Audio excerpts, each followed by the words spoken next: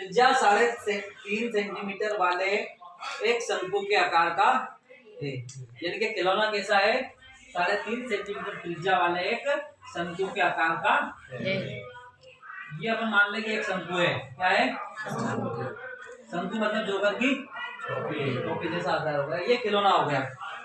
अब ये खिलौना, इसकी त्रिज्या कितनी दे रखी है उन्होंने? 3.5 यानी कि 3.5 सेंटीमीटर। 3.5 सेंटीमीटर त्रिज्या वाले शंकु के आकार का है। इसकी एक हाइट होती है, ये इसकी ऊंचाई कहलाती है। ठीक है, आगे उसमें दे रखा है जो उसी त्रिज्या वाले उसी मतलब 3.5 ही, ये उसी त्रिज्या वाले एक अर्धगोले मतलब होता है गोले का आधा। जो गोल होता है, अपनी बॉल होती है या अंडा होता है ना, या अंटी होती है, कुछ भी होते हैं, इसका आधा लड्डू का आधा कर लो, उसको बीच में से काट लो, वो हो जाएगा ये अर्धगोला हो गया। क्या हो गया? अर्धगोले पर अध्यारोपित है। अध्यारोपित का मतलब उससे जुड़ा हुआ है या उसके ऊपर रखा हुआ है। हो सकता है कि एक कटोरी हो ऐसी, इसके ऊपर एक ये आइसक्रीम का अपन ने केप रख दिया, या जब भी आती है वो रख देते हैं। वो इस टाइप से सवाल है।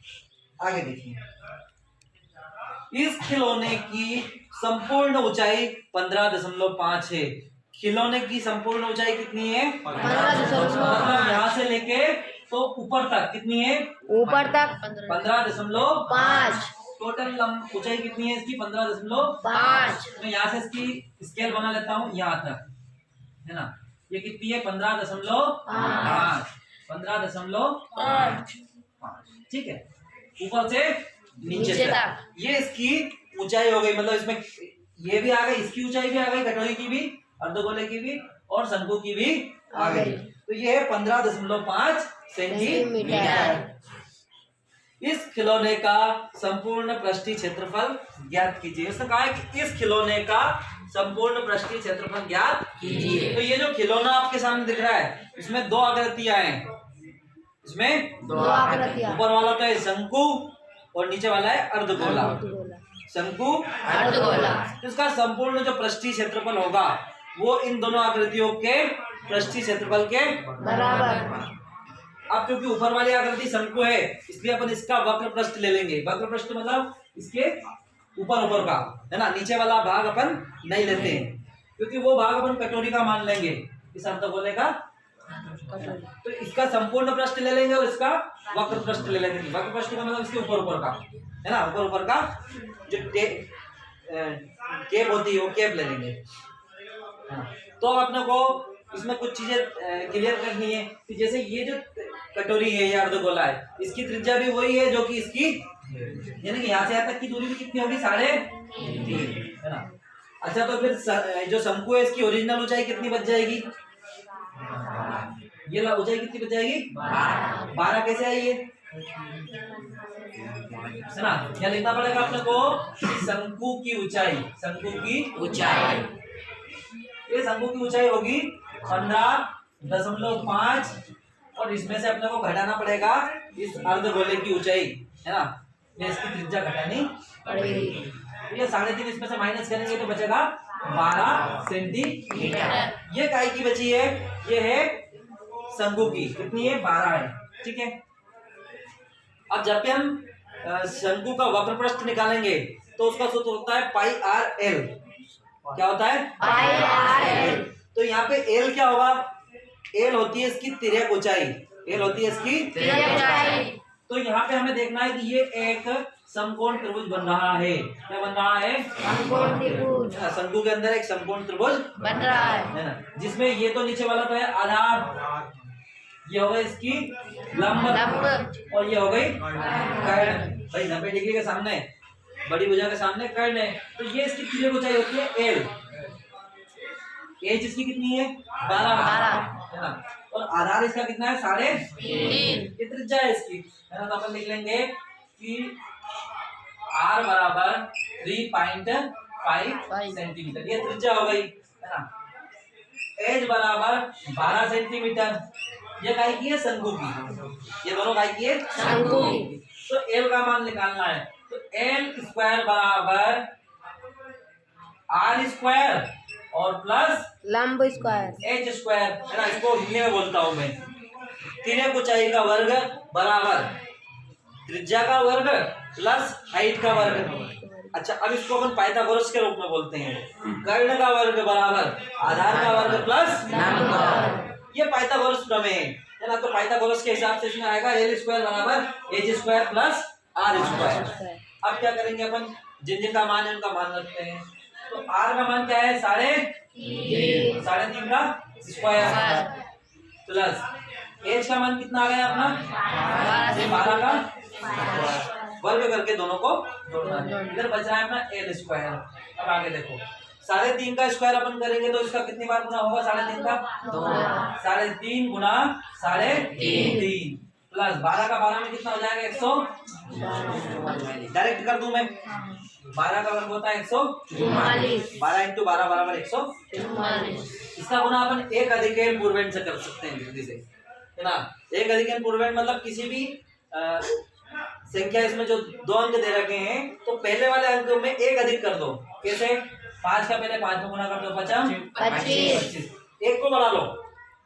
एक अधिकरण का मतलब होता है एक को किसी एक को बढ़ा लो। इसको 3 को क्या मान लो अपन 4, तो 4 3 12, क्या आएगा 1225। तो ये तो था 35 गुना 35।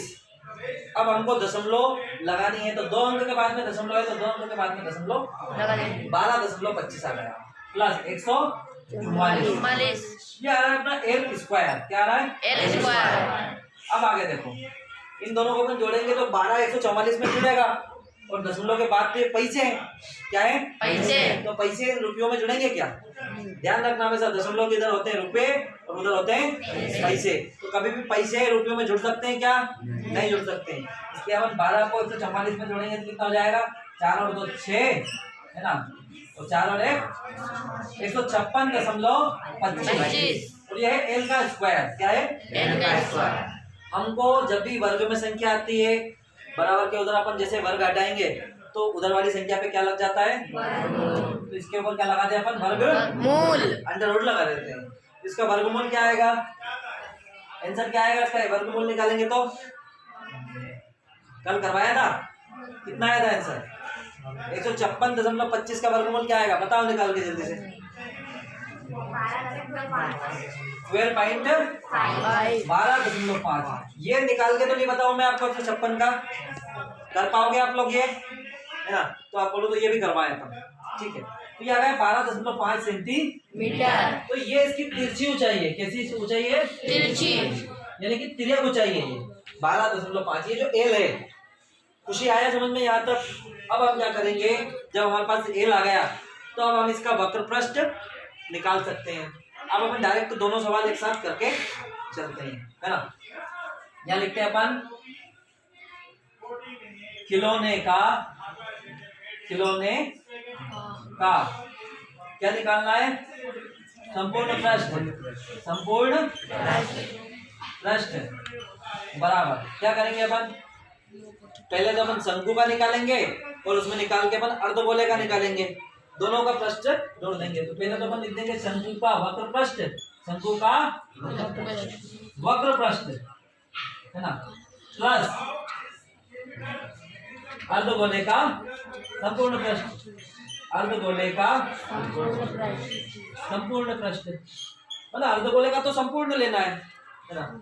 अब अर्धगोले का सूत्र तो अपने को पता नहीं है, तो जो गोले का सूत्र होता है उसका आधा, गोले का संपूर्ण पृष्ठ का सूत्र होता है 4πr, उसका आधा हो जाएगा 2πr स्क्वायर। इसका होता है πr/l, शंकु का होता है πr/l प्लस अर्धगोले का जाएगा 4πr स्क्वायर अपॉन 2 यानी कि 2πr, है ना। कुछ लोग क्या करते हैं, इसमें गोले का लगा लेते हैं, उसमें फिर 2 का भाग लगाते हैं, तो वो लिखेंगे 4πr स्क्वायर बटे 2। अपन उसका आधा ही निकाल रहे हैं डायरेक्टली। ये दोनों आकृतियों का जब संपूर्ण पृष्ठ अपन निकालेंगे, जोड़ेंगे, तो वो पूरा खिलौने का संपूर्ण पृष्ठ आ जाएगा। अब देखो, पाई का मान चूंकि 22/7 होता है तो अपन ने रख दिया, ठीक है। आर का मान दोनों में सेम है, आकृतियों में 3.5 है, 3.5 यहाँ गुना होगा 3.5 का 3.5। एल का मान, अब अब एल जो है ये शंकु की एल है, तो एल का मान अपन ने पाइथागोरस से निकाला है, क्या आया 12.5 प्लस 2 है तो अपन क्या लिख देंगे 2, पाई का मान 22/7, आर का मान कितना 3.5 है ना। तो कितनी बार लिखाएगा, ये स्क्वायर है तो 2 बार लिखाएगा। जब भी संख्या का वर्ग होता है उसको हमेशा 2 बार गुणा में लिखना है अपने को। अब हमें काटा पीटी करनी है ना। आपको बताया जाता है कि काटा पीटी नहीं करनी होती है, लेकिन अब मैं कह रहा हूँ काटा पीटी करनी है, तब करो। तो 7 से 35 काटो, 7 पंजे 35, कितनी बार कटा 5 बार है ना। लेकिन दशमलव का ध्यान रखना, ये एक अंक के बाद में दशमलव है तो 0.5 हो गया, कितना हो गया 0.5 कट गया। अब इधर देखो, यहाँ भी काटेंगे 7 से, 7 पंजे 35 है ना, यहाँ पे भी 0.5 है ना। अब इसको थोड़ा तरकीब से गुणा करो। गुणा तो अपन आराम से भी कर सकते हैं, लेकिन थोड़ा टेक्निक से गुणा करो। कैसे, पहले 22 का गुणा 5 में करो, 22 का गुणा 5 में, 22 पंजे 110, 22 यहाँ कर रहा हूँ मैं ऊपर, 22 पंजे 110, ये लिख दिया मैंने 110, 110 है ना।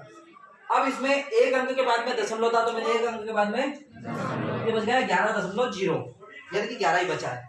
इसमें गुणा क्या करना है 12.5 का, इसमें गुणा करना है 12.5 का गुणा करना है ना।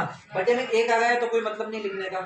धन धन, इसमें भी टेक्निक से गुणा करो आप।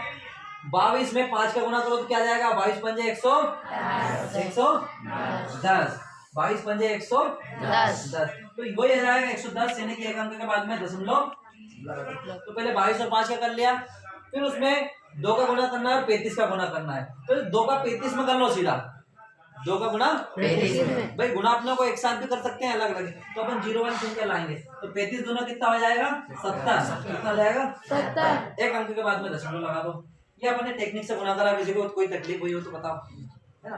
गुणा तो किसी का किसी में भी कर सकते हैं अपन। तो अपन ने 2 का गुणा 35 में कर लिया और 22 का गुणा 5 में कर लिया। अब बीच में प्लस है तो प्लस करना है। अब इस 11 का गुणा 12.5 में करना है, तो मैं इस 0 को हटा दूं क्या, चलो 0 हटा रहा हूं मैं, क्योंकि दशमलव के बाद 0 का कोई मतलब नहीं होता। तो 11 पंजे 55 का 5 हासिल आया 5, ठीक है। 11 दोनों 22 और 5 कितने हो जाएंगे, 22 और 5 27, 27 का 7 हासिल आया 2, 11 कम 11 और 2, ठीक है। इसके बाद में आपको अंक देखना है दशमलव के कितने अंक के बाद में दशमलव है, तो केवल एक अंक के बाद में, केवल एक अंक के बाद में 137.5 प्लस। यहाँ पे हमें देखना है कि यहाँ पे 7 के बाद में दशमलव आ गया, 7 के बाद में दशमलव आ गया, यानी कि 7 का गुणा करना है 11 में, 7 का गुणा करना है 11 में, तो 11 सते 77, 11 सते 77, बस। अब 77 में 137 को जोड़ लो, क्योंकि 5 तो इसके क्या है पैसे हैं, तो पहले रुपए को जोड़ ले अपन। तो 7 और 7 14 हासिल आया 1 है ना।